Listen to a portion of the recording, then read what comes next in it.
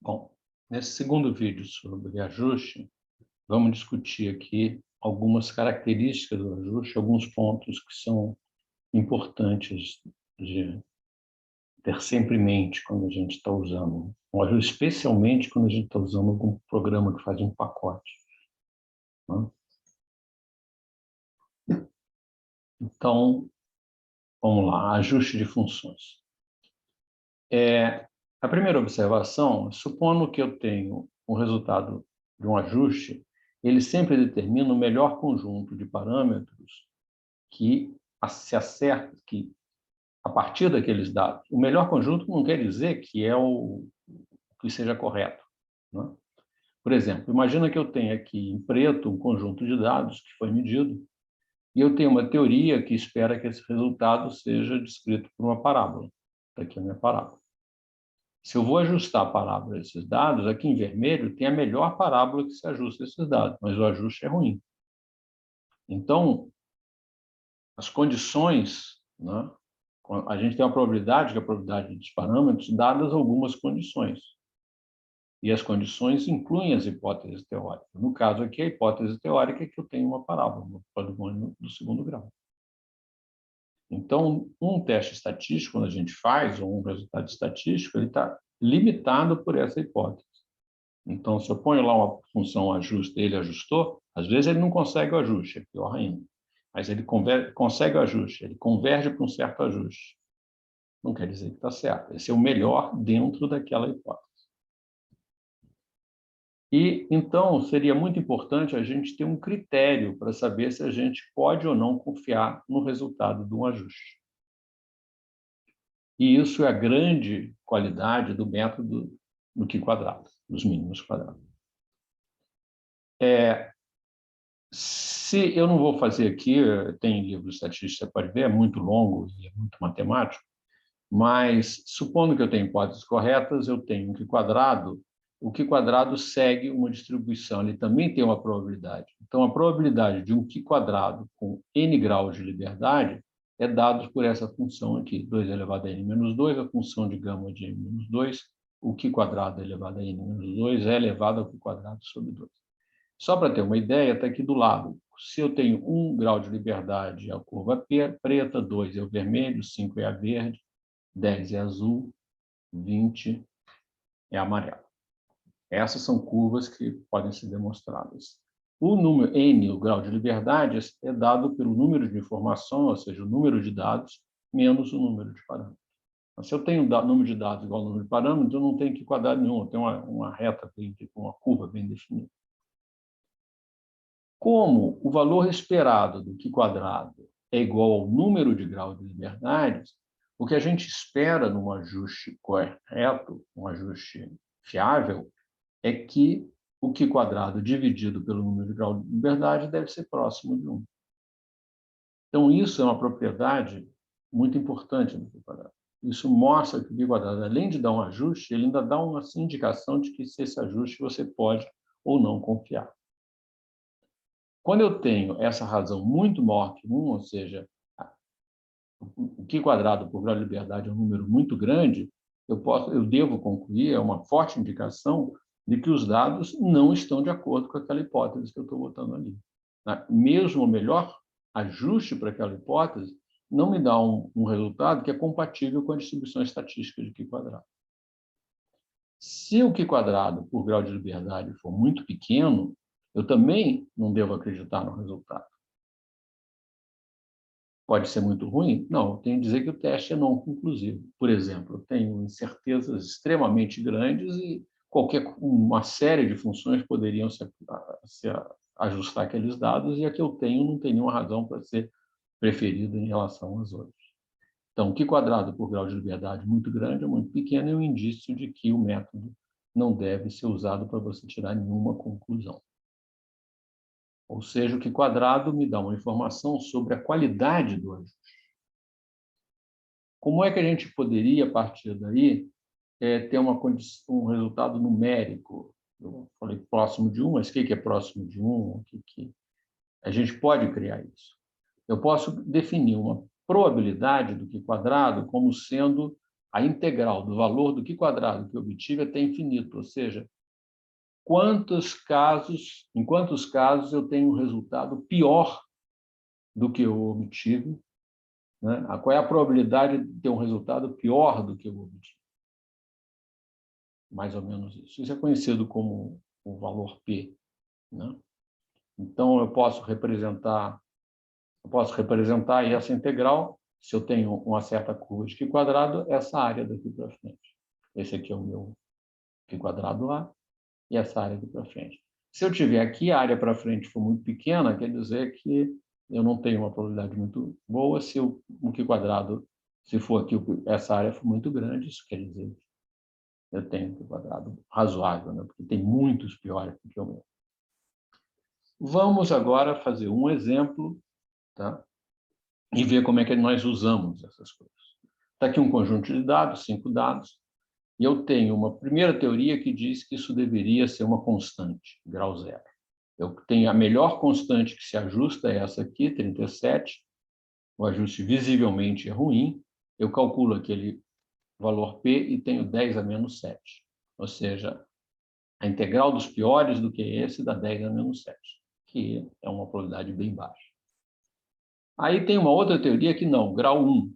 Aí, quando eu tenho grau 1, eu tenho essa reta ajustada aqui, o meu π quadrado é 34, continua sendo um π quadrado ruim, né? Porque com grau 0, eu tinha 7 dados, eu tinha 5 dados e um parâmetro, eu tinha 4 graus de liberdade. Aqui eu tenho 3 graus de liberdade. Então, aqui é 30 π quadrado por grau de liberdade, que é um número alto. O meu P é equivalente. Visualmente, eu posso falar que os dois ajustes são tão ruins um contra o outro. Então, agora tem uma teoria que diz, não, isso aqui é um segundo grau. E aí, o segundo grau, eu tenho 5 pontos, 3 parâmetros para ajustar, eu tenho 2 graus de liberdade, meu π quadrado deu 2, dividido por 2 deu 1, então meu π quadrado próximo de 1. Meu valor P deu 0,35, bem maior do que esses outros. Mas uma outra pessoa falou assim, não, eu acho que a teoria não é grau 2, a teoria é grau 3, e ajustou grau 3. Visualmente, é difícil distinguir grau 2 e grau 3 se um é melhor do que o outro ou não. O grau 3 tem 1 grau de liberdade, que eu tenho 5 pontos e 4 parâmetros. O π quadrado é 2. Aí o π quadrado sobre grau de liberdade é 2, ele é maior do que esse aqui. Visualmente eu não sei distinguir, mas usando esse critério, há uma certa preferência. E se eu calculo o valor P, ele é 0,16, ele é metade desse valor. Posso ainda supor, só para completude, uma teoria que diz que é grau 4. O grau 4 não tem nenhum grau de liberdade, então minha curva passa por todos os pontos.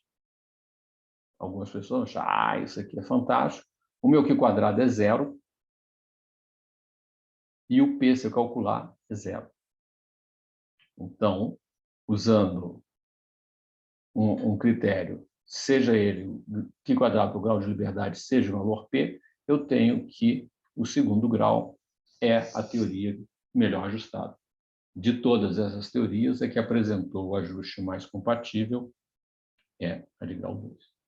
Então, essa é realmente o poder, né? A qualidade do método do π quadrado. O método mínimo quadrado fornece uma grandeza, ela fornece o melhor conjunto de parâmetros e mais. O valor do π quadrado em si, sabendo os graus de liberdade, me permite também avaliar até que ponto esse ajuste é confiável ou não é confiável. Então, quando a gente usa um programa que faz um método do π quadrado, primeiro nós temos que saber se o método convergiu, porque se o método não convergiu, aquele resultado não quer dizer nada. Depois que o método convergiu, mesmo visualmente, não é um critério, uma maneira visual de saber se um ajuste é melhor que o outro. Nós vimos aqui que o grau 2 e o grau 3, visualmente, são praticamente indistinguíveis. Mas o π quadrado por grau de liberdade permite distinguir um de outro. O π quadrado mostra qual que está mais próximo à distribuição de probabilidade que se espera de um dado correto, né, de uma teoria correta, de acordo com aqueles dados. E o cálculo do valor P também me permite distinguir um do outro e me indicar qual é o mais adequado. Então, isso aí eu queria mostrar. É muito importante, é muito comum botar lá ajustado, deu esse, acabou para frente, não é exatamente assim.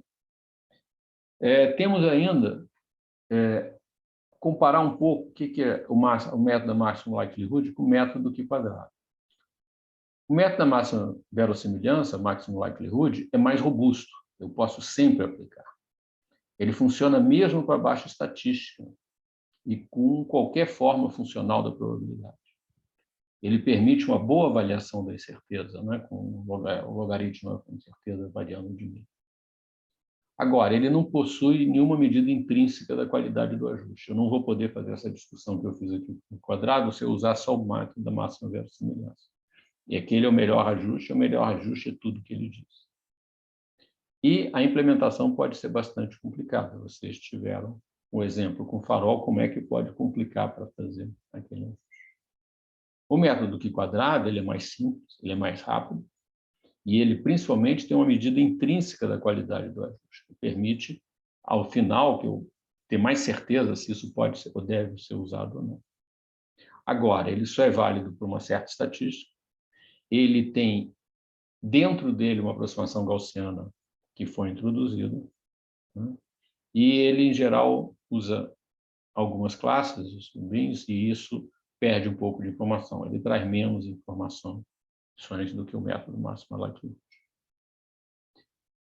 Vou apresentar um resultado aqui, se vocês quiserem, vocês podem fazer isso também. O método do farol, a gente discutiu a máxima likelihood multiplicando a probabilidade de cada um. Mas eu poderia fazer, eu acho que o Alexandre, por exemplo, fez isso, fazer o histograma das medidas e ajustar os parâmetros alfa e beta. E aí uso o método mínimo quadrado e ajusta alfa e beta. Também era uma maneira de resolver o problema. Eu resolvi das duas formas. E o resultado obtido está indicado aqui. Em vermelho, é o resultado dos mínimos quadrados. Com um dado só, com dois dados, eu não posso fazer o método dos mínimos quadrados.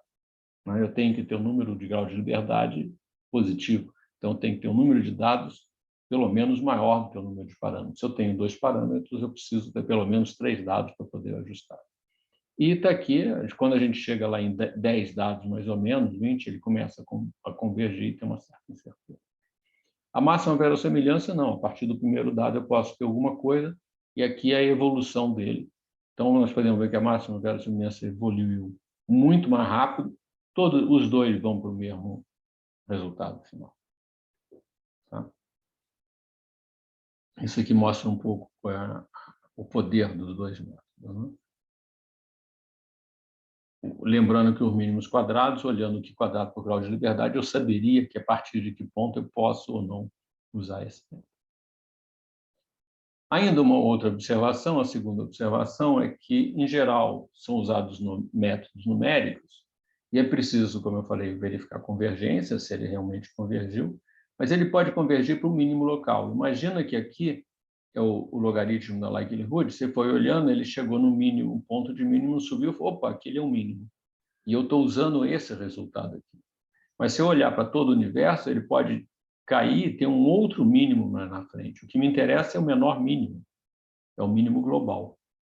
E os métodos numéricos podem eventualmente fazer você ficar preso ao mínimo local. Então, isso é um problema sério, né? Não tem uma forma automática de fazer esse método garantir que está nesse mínimo global. Então, é preciso entender o que está sendo feito.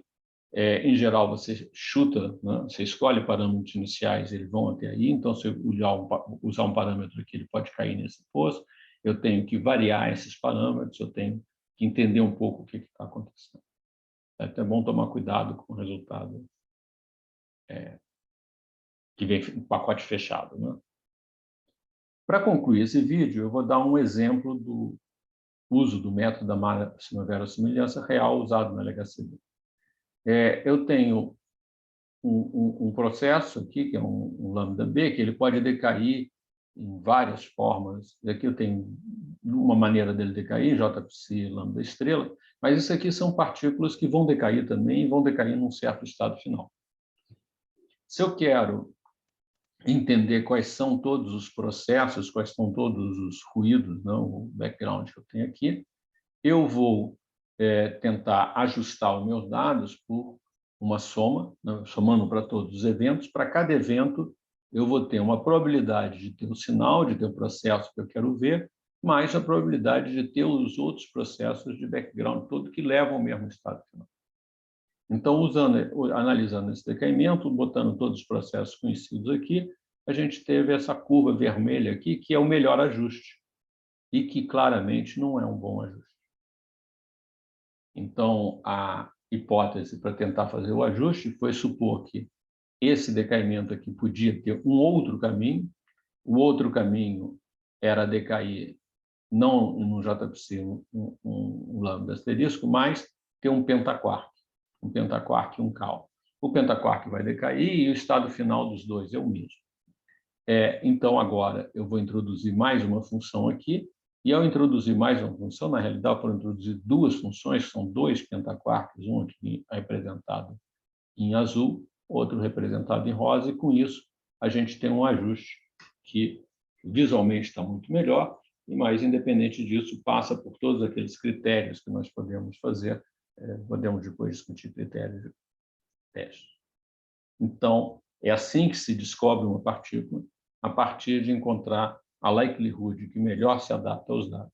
Eu posso fazer o teste sem essa partícula e com essa partícula e mostrar que existe uma total preferência. Esse é um dos temas que a gente vai ver um pouco mais para frente, como é que nós podemos fazer teste, comparação de hipóteses. Ok? Bom, com isso, eu acabo aqui esses dois vídeos sobre ajuste de função e espero que tenha sido útil, que vocês aproveitem isso. Ok? Obrigado. Tchau.